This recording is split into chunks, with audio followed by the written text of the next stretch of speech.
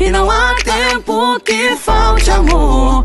Acompanhe o Vasco aonde ele for. Nasci pra te seguir. Salve, família vascaína! Seja bem-vindo aí a mais um vídeo no canal. Eu sou o Thiago, você está no canal Vasco em Família. Família vascaína, se não for inscrito aí, dá essa moral pra gente, se inscreve no nosso canal aqui, no Vasco em Família. Deixa aquele like também, porque o like é muito importante pra gente estar chegando a mais vascaínos. E não esquece também de ativar o sininho de notificação aí, para não perder os próximos vídeos aqui do canal. Família, vamos logo aí pro nosso vídeo. Vamos começar falando aí do Gabigol, família. Thiago, por que falar do Gabigol? Família vascaína, aquela derrota de 3-1 para nós mexe muito com eles até hoje, família vascaína. E o Gabigol, sentindo tanto essa derrota aí através do seu Twitter, deu uma zoada aí.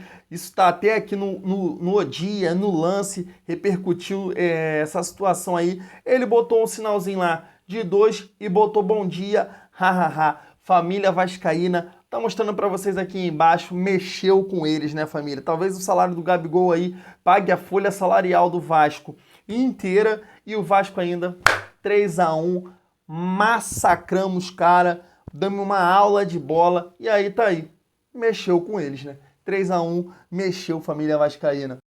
Família, o próximo assunto aqui agora, com a eliminação do Vasco aí, né, no Campeonato Carioca, eu nem conto a Taça Rio, porque a Taça Rio virou aí um campeonato do interior, como tem lá no Campeonato Paulista, e agora surge a Copa do Brasil e a Série B aí, que talvez não, é o nosso principal objetivo, mas eu acho que o Vasco também tem condições aí de chegar mais longe na Copa do Brasil, e a gente já vai estar aqui falando dos adversários aí, tendo em vista a maneira que o Vasco vem jogando aí, quais os adversários que o Vasco na próxima fase era melhor para pegar. Então a gente vai falar aqui, o sorteio vai acontecer na próxima sexta-feira, né, no dia 23.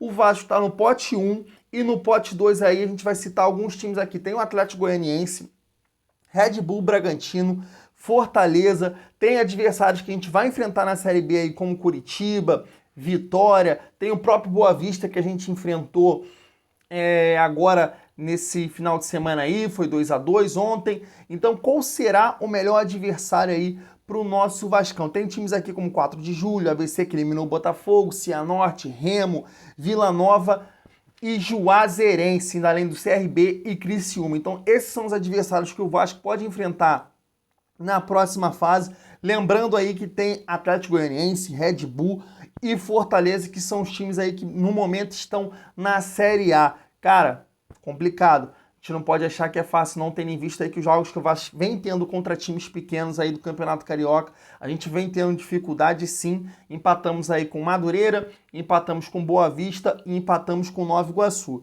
Família vascaína, surgiu agora há pouco aqui a notícia na Super Vasco que o Vasco estaria interessado no zagueiro Lucas Dias, que atualmente joga pelo São Caetano, segundo as informações aqui do site da Super Vasco, vem fazendo um grande campeonato paulista. Também está aqui que o Marcelo Cabo já teria dado o aval, porque trabalhou com o jogador lá no CSA, e a gente sabe, né, família vascaína, o Vasco precisa sim de zagueiro. Se a gente analisar os zagueiros do Vasco hoje, vivem um péssimo momento, tanto o Hernando, Leandro Castan, Miranda, Ulisses, Ricardo Graça. As partidas que esses jogadores aí atuaram não foram nada bem. Acho que a melhor partida do sistema defensivo do Vasco foi contra os Mulambos, porque o Vasco estava jogando de uma maneira reativa, bem fechadinha ali, dando cobertura para os zagueiros. A partir do momento que sai para o jogo, o sistema defensivo do Vasco sofre muito. O Vasco não tem aquele volante pegador, aquele de marcador. Tanto que o Marcelo Cabo fala isso ontem na parada técnica, falando pro Carlinhos, não volta aqui no meio campo, porque a gente tem volantes que são bons passadores, né? E não são tão bons assim marcadores. Apesar que o Matias Galassa é um jogador que me agrada muito no meio campo, o Andrei não tem aquela função de um primeiro volante. Então tá dificultando sim o sistema defensivo e tá acabando acarretando aí nos dois zagueiros. E o que vai de encontro ainda é que os zagueiros realmente não vivem a melhor fase da carreira. Estão muito mal, então sim, o Vasco tem que ir ao mercado. Não sei se esse jogador aqui acrescentaria, não conheço o futebol do jogador, mas o Marcelo Cabo deu o aval aí e o Vasco pode estar negociando com o Lucas Dias aqui. Tá aqui que o jogador aí tem clubes da Série A e da Série B interessado. Vamos ver aí se o Vasco da Gama consegue reforçar seu elenco. Tem que reforçar em diversas posições, família vascaína.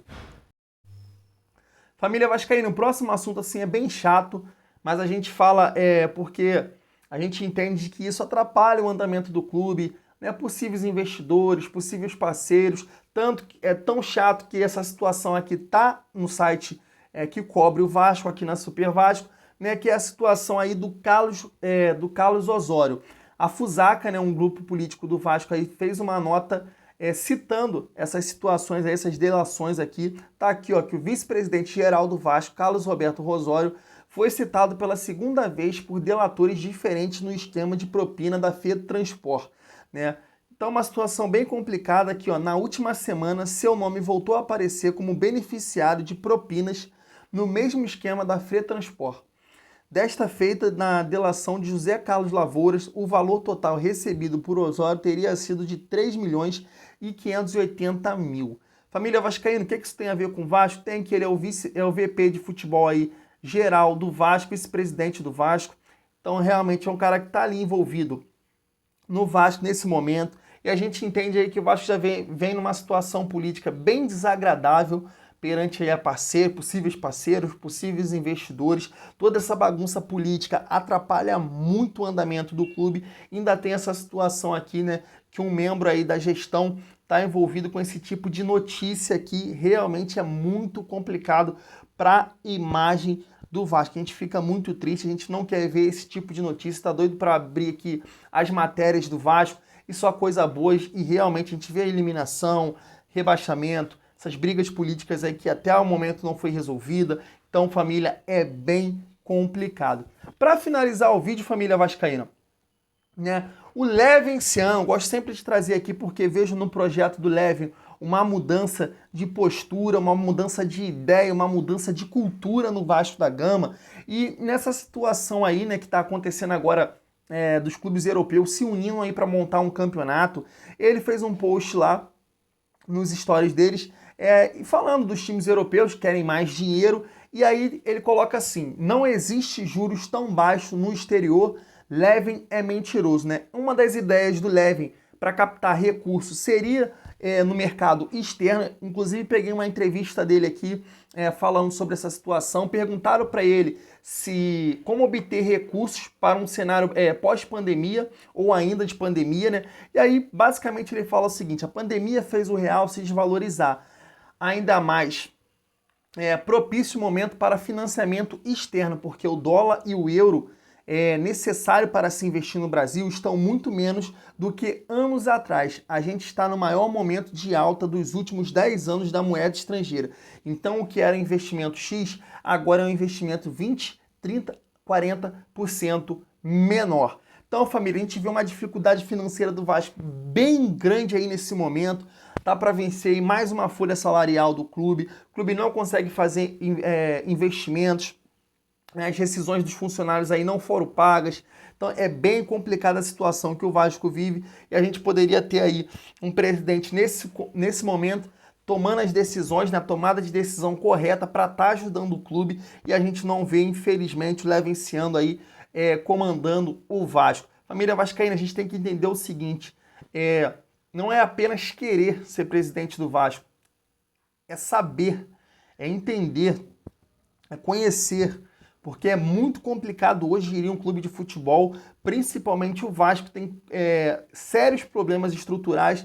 Então a gente precisa de um cara experiente, e ainda mais ele que entende o que é essa situação, e como ele fala, ele vai delegar funções. Juntou pessoas no projeto Somamos que possam ajudar, que tenham experiência de mercado, que já viveram esse tipo de situação e que possam ajudar o Vasco. Essa situação aqui, sem dúvida, mostra o cara buscando aí um conceito totalmente diferente, que é no mercado externo para captar recursos, coisa que a gente vê aí no futebol, que a gente não vê no futebol brasileiro, e o Leve, junto com o Vasco, aí poderia ser pioneiro nessa situação. Família vascaína, vou ficando por aqui, tamo junto e é muito bom ser Vasco.